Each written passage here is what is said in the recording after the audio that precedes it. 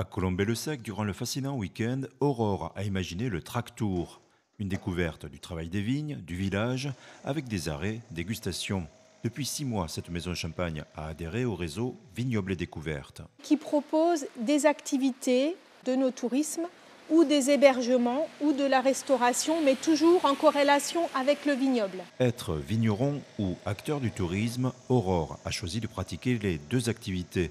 Durant le fascinant week-end, chaque maison de champagne propose un rendez-vous très différent pour découvrir le terroir de la Côte des Bars. Conférences, visites de musées, repas gastronomiques, des parcours sur les sentiers des Cadoles, des courses d'orientation dans les vignes et bien d'autres idées, a priori éloignées de la viticulture. C'est vraiment plus pour raconter notre histoire et ainsi pouvoir fidéliser des clients qui ne seront pas attachés qu'à une bouteille, mais qui vont être attachés à une histoire et à un territoire. Par rapport à d'autres territoires en Champagne qui sont beaucoup plus connus, on remarque que les touristes recherchent de plus en plus du tourisme vert.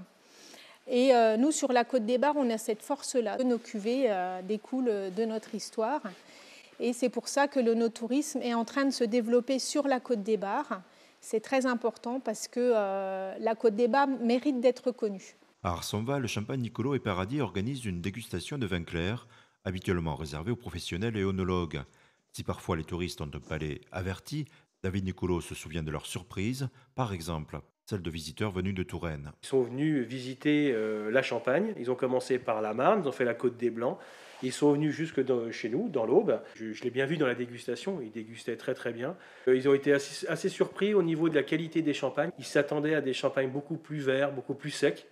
Et pas du tout. Selon ces professionnels, la communication commune sur les 5 départements de l'appellation traduit la volonté de plus en plus régulière de travailler ensemble. Au niveau national, comme là, avec les offices de tourisme, et puis aussi apparemment des plus petits rendez-vous qui vont être faits plus avec les viticulteurs par secteur. Communiquer ensemble, c'est beaucoup mieux. Et ça, c'est important parce que l'union fait la force et on n'y arrivera pas chacun de son côté. Le fascinant week-end en Champagne se déroule du 16 au 18 octobre. Les Aubois sont la bienvenue. Pour certains rendez-vous, il est plus prudent de réserver.